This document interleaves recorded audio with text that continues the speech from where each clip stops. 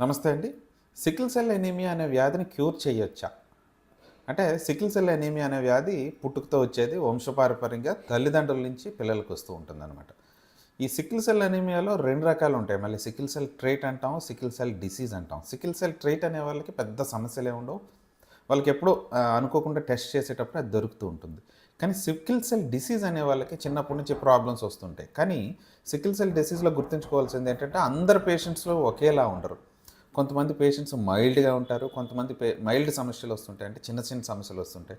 కొంతమంది పేషెంట్స్‌కి మధ్య రకమైన సమస్యలు వస్తాయి. కొంతమందికి సివియర్ ప్రాబ్లమ్స్ వస్తుంటాయి.